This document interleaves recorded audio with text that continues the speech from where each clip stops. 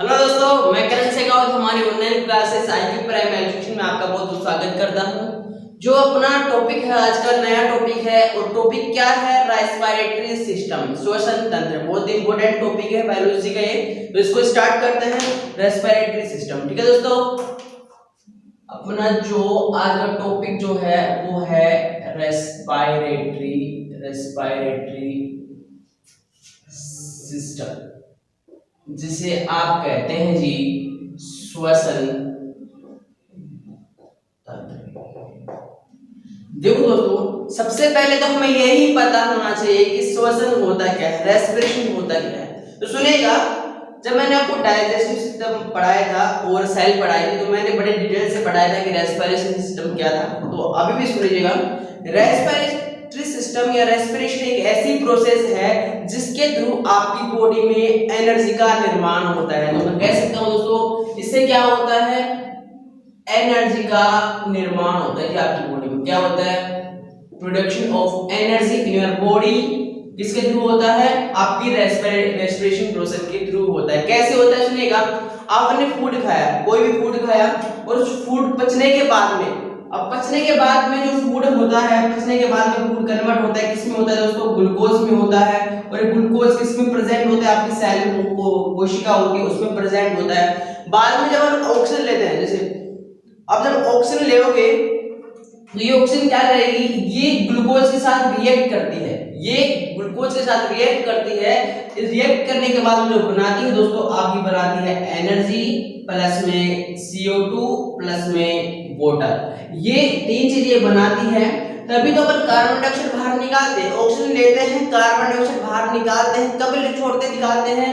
क्योंकि ये जब ये एक्सचेंज होता है, जब ये ऑक्सीजन ग्लूकोज के साथ रिएक्ट करती है, तभी अपनी बॉडी में ऊर्जा का निर्माण होता है। किसका दोस्तों? ऊर्जा का निर्माण होता है। ये कुछ बेसिक नॉलेज थी रेस्पिरेशन सिस्टम के बारे में। अब देखिए दोस्तों कि जो आपका जो श्वसन होता है, ये दो प्रकार का होता है जी। आपका कितने प्रकार का होता है? दो प्रकार का होता है। कौन कौन से होता है जी? पहला जो श्वसन होता है जी, मैं इधर ऊपर निकाल के एकदम स्टार्टिंग से लिखता हूं उसको जी। आपका जो श्वसन होता है जी, आपका वो दो प्रकार का होता है। जो पहला जो टाइप होता है वो होता है एरोबिक। कौन सा होता है?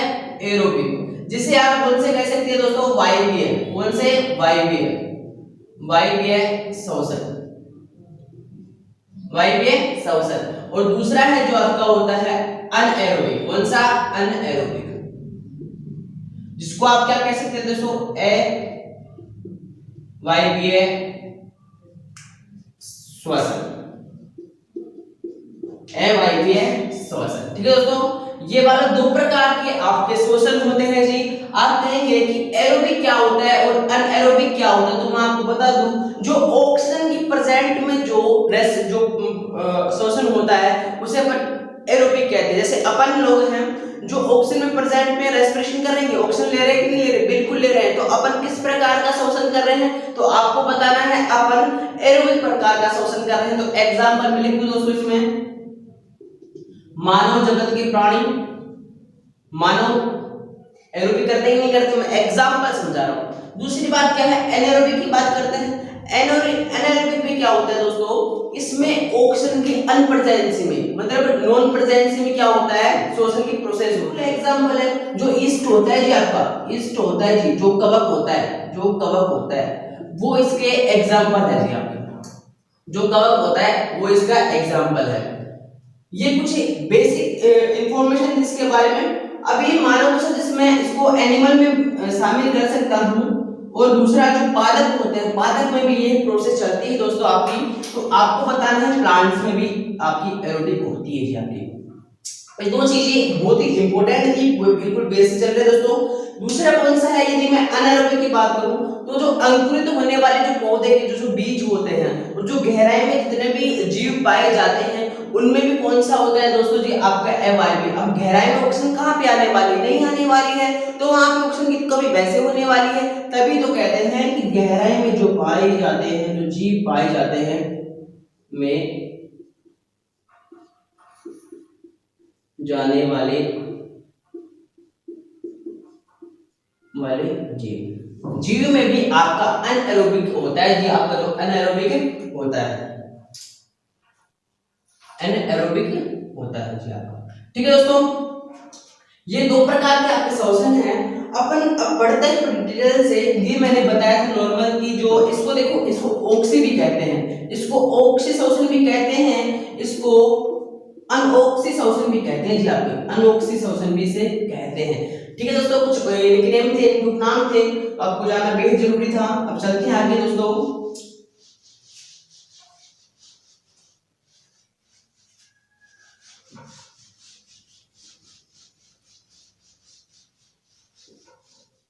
सुनिएगा दोस्तों, अब आपको तो पता है कि जो एरोबिक रेस्पिरेशन अपन ऑक्सीजन लेते हैं तो क्या होता है। जैसे अपन बात करें कि जो एरोबिक की बात करते हैं, किसकी एरोबिक माने तो एरोबिक की बात करते हैं, एरोबिक। एरोबिक मींस क्या है, जो वायवीय है, वायवीय श्वसन जो है उसकी अगर बात करें तो क्या होता है। सुनिएगा दोस्तों, मैंने बताया कि ग्लूकोज होता है आपकी बॉडी में, और ग्लूकोज के साथ में जब ऑटो रिएक्ट करता है तो आपकी CO2 बनती है दोस्तों, वाटर बनता है, प्लस में आपकी एनर्जी बनती है जी आपकी। और एनर्जी किस फॉर्म में बनती है जी आपकी, ATP फॉर्म में आपकी एनर्जी बनती है। ये जो सिचुएशन है जी आपकी, वो है आपकी एरोबिक की। आप कहोगे क्या हमें एरोबिक की तो बताओ, एवायबिक की तो बताओ, बिल्कुल बताने वाला हूं दोस्तों। देखो दोस्तों, आपको जो एनाएरोबिक है, जो आपकी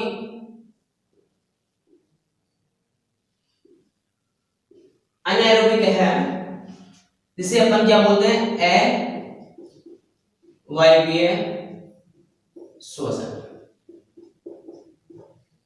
अवायवीय श्वसन। अवायवीय श्वसन मींस क्या होता है कि देखिए, अब इसका कुछ रोल प्रकृति में होता है जी आपका, प्रकृति में भी होता है। अब प्रकृति में कैसा होता है, सुनिएगा, एक प्रोसेस होती है, कुछ प्रोसेस में इसका काम आता है। आप कहोगे कि भाई प्रोसेस का नाम बताओ, मैं बिल्कुल बताने वाला हूं आपको। कौन सी है पहली प्रोसेस जो आती है दोस्तों, वो आती है फर्मेंटेशन। आप कहोगे कि हम तो जानते ही नहीं है, हिंदी में लिखिए, बिल्कुल हिंदी में लिखो, किण्वन, इसको बोलते हैं किण्वन, किण्वन। ठीक है दोस्तों, ये इस प्रोसेस में जो आपके आने वाला है, जो सोशल प्रयोग में आने वाला है, वो अवायवीय आने वाला है। कौन सा आने वाला है, अवायवीय आना है। कैसे वाला? अब जो आपकी फर्मेंटेशन की कुछ प्रोसेस होती है, वो प्रोसेस किस में काम होती है, जो आपकी अल्कोहल बनती है। बिल्कुल हाँ दोस्तों, आपको जो अल्कोहल बनती है वो इसी प्रोसेस के थ्रू बनती है, फर्मेंटेशन। और उसमें जो प्रयोग में आता है वो अवायवीय श्वसन, अनएरोबिक रेस्पिरेशन काम में आने वाला होता है। तो मैं यहाँ पे लिख दूंगा अल्कोहल के निर्माण में या प्रोडक्शन में है, ये निर्माण में काम आने वाला है। अब आपको पता है कि अल्कोहल में अपन शामिल कर सकते हैं इथेनॉल और मेथनॉल। उसके बाद हम चर्चा जब केमिस्ट्री में पढ़ाई करेंगे उसमें बड़े डिटेल से पढ़ेंगे। अब यहाँ पे नॉर्मल आपको जानना है कि ये अल्कोहल के निर्माण में काम आता है। दूसरा क्या है दोस्तों, ये दूध से दही बनता है, दूध से दही बनता है, उसमें भी इसका निर्माण को ऑक्सीजन की अनप्रेजेंस में दूध को दही में बदलना, दूध को दही में बदलना।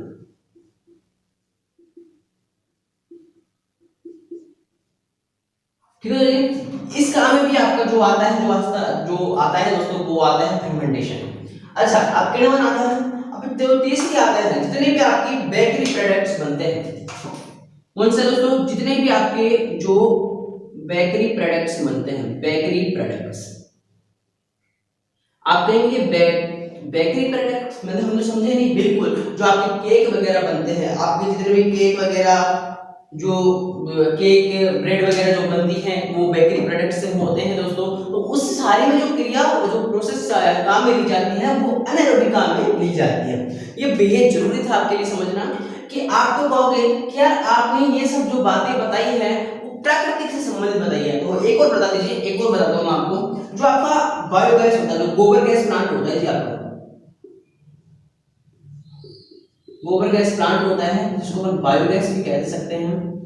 अब देखो, वो हमेशा बंद रहता है, क्यों रहता है, अनप्रेजेंसी of oxygen, absence of oxygen.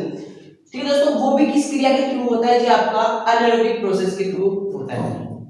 ये कुछ बातें हैं। आप कहोगे कि आपने सभी बातें हैं वो बताई हैं, वो प्रकृति से संबंधित बताई है, कि यदि हम अपनी बॉडी का एग्जांपल देंगे तो बहुत बेटर रहेगा। बिल्कुल देने वाला हूं अपनी बॉडी का एग्जांपल। सुनिएगा, जब आपने सुनेगा कभी आप किसी ने आपको मोटिवेट किया, एग्जांपल समझिएगा, किसी ने आपको मोटिवेट किया इंडियन आर्मी में जाना है, किसी ने एक्सरसाइज के लिए, योगा के लिए आपको मोटिवेट किया, और पहले उससे पहले आपने कुछ भी नहीं किया था नहीं इतना खास, और बाद में उनके कहने के बाद में आपने इतनी तो रेस लगा दी और इतनी ही एक्सरसाइज कर दी, तो उस टाइम पे क्या होगा, आपकी बॉडी में ऑक्सीजन की कमी होगी।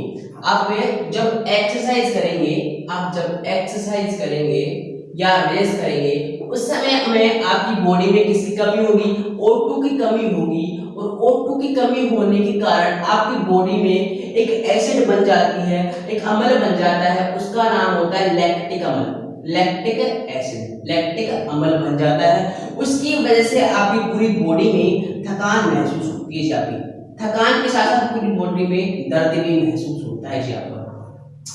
यही कारण है कि आपसे डायरेक्ट में एग्जाम में पूछता है कि आपकी डायरेक्ट एग्जाम में क्वेश्चन क्या पूछता है कि किस प्रोसेस के थ्रू अपनी बॉडी में लैक्टिक एसिड का निर्माण होता है, तो कहेंगे एनारोबिक, क्योंकि वहां पे ऑक्सीजन की कमी होने के कारण में अपनी बॉडी में लैक्टेज जॉइंट वगैरह में, जो आपकी बॉडी में जॉइंट वगैरह में लैक्टिक एसिड का निर्माण होता है, उसकी वजह से आपकी पूरी बॉडी में थकान महसूस होती है।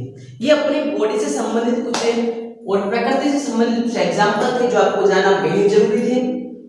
ठीक है दोस्तों, एक बार इसका स्क्रीनशॉट ले लीजिए, फिर आगे चलते हैं। दोस्तों एक आपको नोट लगाना ही पड़ेगा, मुझे लग रहा है कोई इंपॉर्टेंट आपके लिए नोट क्या है, सुनिएगा।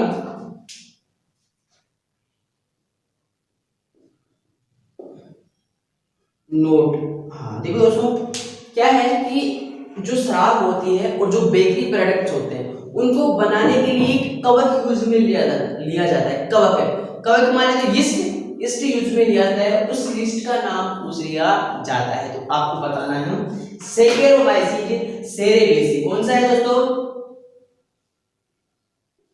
सैकेरोमाइसीस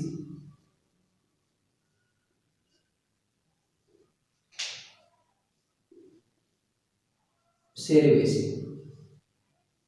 ये ईस्ट है, कौन सा है, ईस्ट है, ईस्ट माने तो कवक है। इसको देखो, ये किस काम के लिए आता है, आपकी शराब और बेकरी बनाने के लिए ये यूज में लिया जाता है, इसलिए इसको कहते हैं बीबर्स कवक। कौन सा है, बीबर्स यीस्ट, क्या बोलते हैं, बीबर्स यीस्ट। ये इंपॉर्टेंट है दोस्तों, इसलिए मैं आपको बता रहा हूं, इसको क्या बोलते हैं दोस्तों, बीबर्स यीस्ट,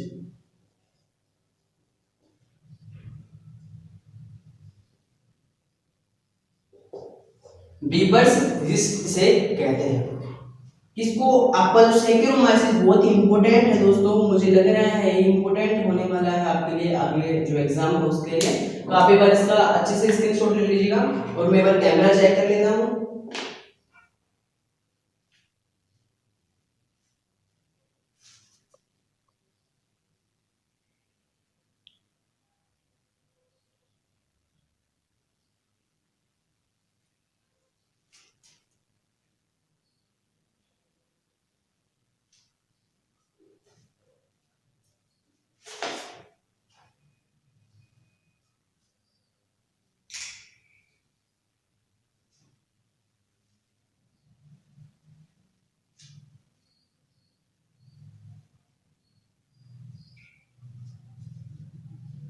ठीक है दोस्तों, मैं आपने स्क्रीनशॉट ले लिया होगा, चलते हैं आगे दोस्तों।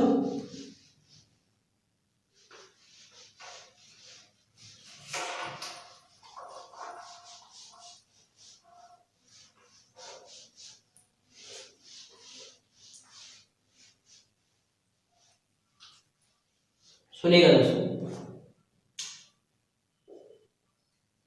अब जो आगे चलता है, देखो दोस्तों, मैंने शराब बताई थी कि जो किण्वन की प्रोसेस से, फर्मेंटेशन की प्रोसेस से आपकी शराब का निर्माण होता है। तो उसको शराब के बारे में भी जान लेते हैं। देखो दोस्तों, जो शराब होती है आपकी, वो 4 प्रकार की होती है। कौन कौन सी 4 प्रकार की शराब होती है, कौन कौन सी होती है, सुनिएगा।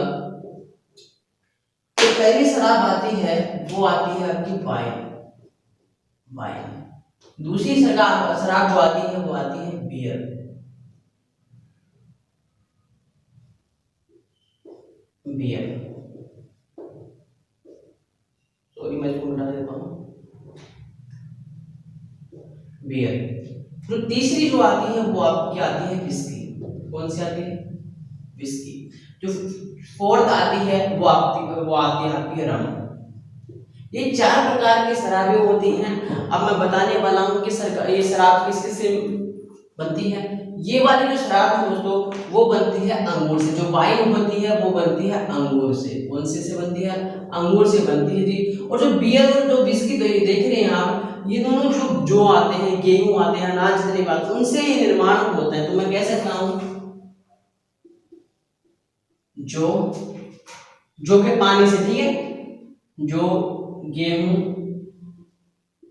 और मुख्यतः जितने भी अनाज आते हैं मेनली, वो सभी इसमें काम आते हैं विस्की और बियर बनाने में। आप कहोगे रम, सबसे महंगी वाली जो रम आती है मेरे हिसाब से, उसका जो निर्माण होता है वो गन्ना, और गन्ना भी एक और आता है सिरा, उन दोनों से इसका निर्माण होता है। तो मैं कह सकता हूँ गन्ना प्लस सिरा से इसका निर्माण होता है। ये शराबी आपके चार प्रकार की थी, वाइन, बियर, विस्की और रम। ये किस किस से बनती है, क्या क्या इसमें प्रयोग आता है, वो पहले सभी बात की इसमें। अब चलते हैं आगे, बहुत ही इंपॉर्टेंट है और ये एग्जाम में पूछने लायक जो टॉपिक रहने वाला है अगला, तो ध्यान से सुनिएगा, वो नेक्स्ट पॉइंट क्या रहने वाला है। देखो दोस्तों, अब जो पॉइंट रहने वाला है वो रहने वाला है अपना श्वसन अंग। कौन सा रहने वाला है? श्वसन अंग।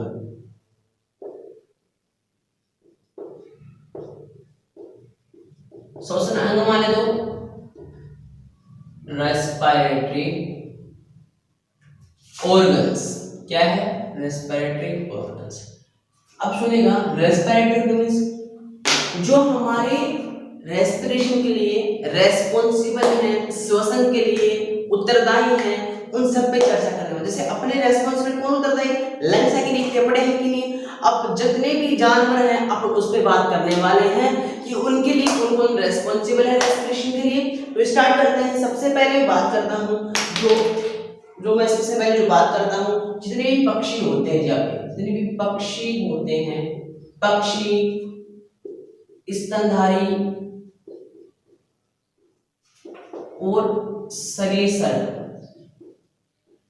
जितने भी होते हैं पक्षी, स्तनधारी और शरीर से रेंगने वाले जो रहेंगे सांप वगैरह, ये जितने भी होते हैं, इनमें जो ऑर्गन होता है, जो अंग होता है, जो श्वसन अंग होता है, वो आपको होता है लंग्स। कौन सा हो दोस्तों? लंग्स होता है, मतलब फेफड़े होते हैं,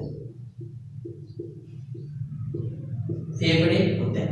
अब मैं दूसरी बात करूं, ये दूसरी पॉइंट की बात करता हूं, तो दूसरे का आता है दोस्तों आपकी मछली। कौन सी? फिश,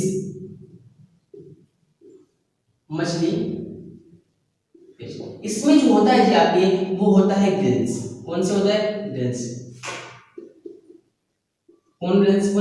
यहाँ पे अपने जो लंग्स होता है और इनकी क्या होता है? गिल्स होता है जी आपके, ठीक है। अब जो थर्ड पे बात करता हूँ, जो थर्ड पे आता है दोस्तों, वो आता है जिसे कोकरोच जिसे आप कहते हैं पिट। कोकरोच में जो होता है जी आपका, वो होता है आपकी ट्रेकिया, श्वास में। कौन सी आती है? ट्रेकिया।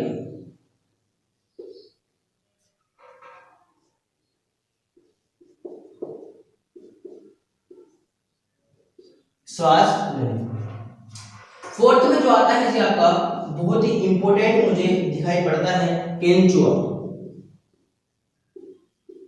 केंचुआ मतलब किसानों का भाई है, वही तो बिल्कुल। केंचुआ मीन्स अर्थवर्म। जो अर्थवर्म होता है जी, उसकी क्या होता है, वो जो श्वास लेता है, जो रेस्पिरेशन करता है, वो अपनी त्वचा से करता है। किससे करता है जी? आपकी त्वचा से। त्वचा मीन्स, त्वचा माने तो स्किन,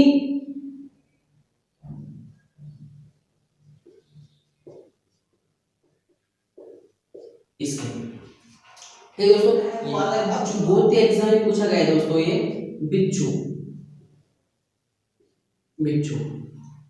इसमें जो ऑर्गन काम में आता है वो आता है बुक लंग्स। आप कहेंगे कैसा नाम है? बिल्कुल नाम है, मैं कह रहा हूँ दोस्तों इसमें, तो ये है आपका फुफ्फुस, फुफ्फुस।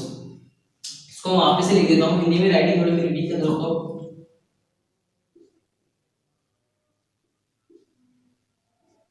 Question glucose. अब जो पांचवें पे आता है बहुत ही इंपॉर्टेंट है, वो है आपका मेंढक। मेंढक में जो काम आता है आप कहोगे यार मेंढक तो बहुत ही समझदार इंसान है, उसमें जो काम आता है आपकी त्वचा भी काम में आती है, श्वास नली भी काम में आते हैं, लंग्स भी, जो कि अर्ध विकसित होते हैं। ठीक है दोस्तों, तो इसमें काम आने वाला है आपके त्वचा, श्वास नली में से ट्रेकिया और आपके लंग्स।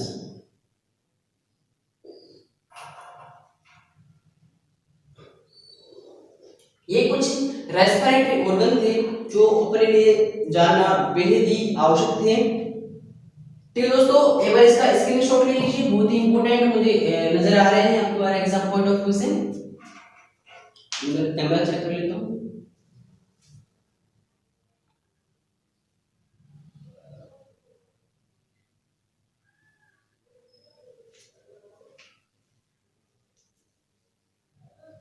ठीक है तो बता रहा हूँ।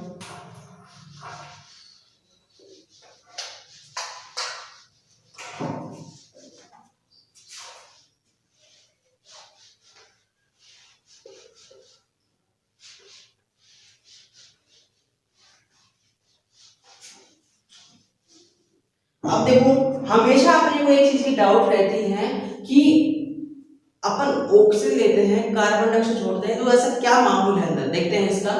देखो दोस्तों, आप सभी को पता है कि जो एयर में, जो एनवायरनमेंट में है, वो सभी प्रकार की गैसें प्रेजेंट है, किसी सभी प्रकार की गैस प्रेजेंट है।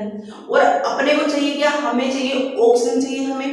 तो हमारी बॉडी में कुछ ऐसा सिस्टम नहीं लगा हुआ है कि सभी को फिल्टर करके अपन को ऑक्सीजन ही अंदर लेना है, नहीं, जाना है तो सभी गैस अंदर जानी है, जाती भी है सभी अंदर गैस। आप कहोगे कि ये क्या बोल रहे हो, बिल्कुल ये बात सच्ची है दोस्तों, एनसीईआरटी में डाटा उठा के दे लीजिएगा, सुनिएगा। अब मैं कह रहा हूँ आपको, देखो अपने एनवायरनमेंट में अपन जो गैस लेते हैं वो एक तो लेते हैं ऑक्सीजन, हम कंप्लीट लिख देते हैं उसको, एक लेते हैं ऑक्सीजन, दूसरे लेते हैं CO2 कार्बन डाइऑक्साइड मोनोऑक्साइड,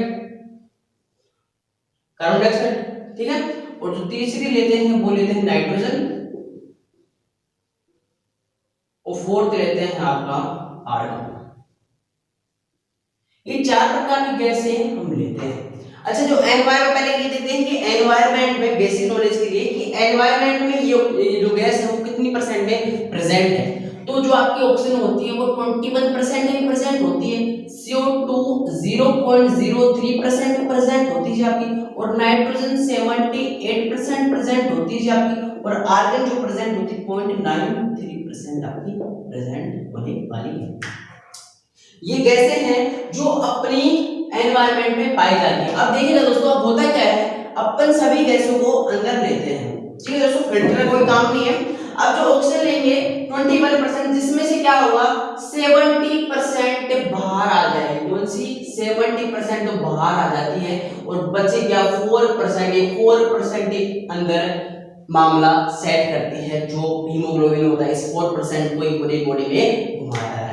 अच्छा, जो कार्बन डाइऑक्साइड मोनोऑक्साइड है ये क्या काम करता है दोस्तों, 0.03% तो क्या किया कि अपने अंदर अपने जो एनवायरनमेंट में थी वो ले लिया। अब ये क्या काम करता है, अंदर से लेता इतनी है और 4% बाहर निकालता है, 4% बाहर निकालता है।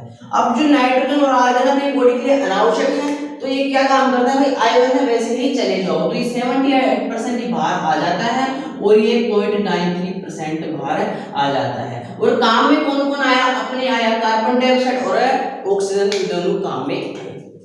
तो हमेशा आपको डाउट नहीं होना चाहिए। तो अपन ने क्या कहा कि अपन ने यूज क्या लिया है, यहाँ पे यूज आपने O2 ली है, ठीक है दोस्तों, और प्रोड्यूस क्या किया है आपने, प्रोड्यूस आपने CO2 करी है। आप कहेंगे कि यदि आप ह्यूमन बॉडी को रिलेट कर रहे हैं तो आप प्लांट को भी ले लीजिए ना, बिल्कुल प्लांट को लेना चाहूंगा। तो मैं जो प्लांट है उसकी बात कर लेता हूँ। देखो दोस्तों, प्लांट में देखो दोस्तों, आप सभी को पता है कि अपन ऐसे कहते हैं कि हम ऑक्सीजन लेते हैं, कार्बन डाइऑक्साइड छोड़ते हैं। हम ऑक्सीजन कहाँ से लेते हैं, प्लांट से लेते हैं, और प्लांट्स हमसे क्या लेते हैं, कार्बन डाइऑक्साइड लेते हैं। तो ऐसा बैलेंस बना हुआ है। अच्छा, आप सभी को पता है कि अब मानता हूं कि जो प्लांट है, देखो दोस्तों, प्लांट में दो क्रियाएं चलती है, एक तो आपका प्रकाश संश्लेषण चलता है, फोटोसिंथेसिस चलता है, प्रकाश संश्लेषण, प्रकाश संश्लेषण जिसे आप कहते हैं फोटोसिंथेसिस। फोटोसिंथेसिस। अब इसमें तो क्या होगा दोस्तों, इसमें जो होता है, इसमें जो यूज तो क्या लेते हैं अपन, छोड़ते जो CO2 और जो प्रोड्यूस करता है वो करता है जी आपका O2। प्रोड्यूस क्या करता है, O2, अपने काम आने के लिए O2 करता है। लेकिन क्या होता है, इसी साथ साथ एक और प्लांट में जो क्रिया चलती है वो नॉर्मल शोषण क्रिया चलती है, जो अपने से ही बिल्कुल समानता रखती है। कैसे रखती है समानता, देखिएगा उसमें क्या होता है कि वो यूज क्या करते हैं, O2 यूज करते हैं और प्रोड्यूस क्या करते हैं, CO2 करते हैं। ये आप कहोगे क्रिया चलती प्लांट में, एक तो प्रकाश संश्लेषण जो अपना मामला सेट करेगा, भोजन वाला प्लांट में वो वाला, वो एक नॉर्मल, ये तो दिन रात चलता है, ये तो क्या चलता है, दिन रात चलने वाला है दोस्तों आपका। और ये सिर्फ क्या है, ये तो आपका दिन में ही चलेगा, ठीक है दोस्तों। तभी तो कहते हैं, अब यहाँ पे प्रोड्यूस CO2 करेगा रात के समय में, तो तभी तो कहते हैं कि भारी जो घना पेड़ होता है उसके नीचे कभी भी सोना नहीं चाहिए, क्योंकि CO2 वहां पे क्या होगा, ज्यादा मात्रा में विकसित होगा, पैदा हो सकता है, ठीक है दोस्तों। जब तो कहते हैं वो CO2 मामला सेट कर देंगे। अब क्या होगा, अब दिन में क्या होता है, दिन में तो क्या होता है, ये CO2 किसमें काम आता है, प्रकाश संश्लेषण में, जो फोटोसिंथेसिस जो प्रोसेस होती है उसमें काम आता है। इस देखो अपनी पूरी बॉडी का प्लांट्स का से मेल जो बनाया हुआ दोस्तों। यदि आपको मेरी वीडियो अच्छी लगी हो तो इसको ज्यादा से ज्यादा शेयर करें, चैनल को सब्सक्राइब करें और लाइक करना बिल्कुल ना भूलें दोस्तों। Thank you, have a nice day.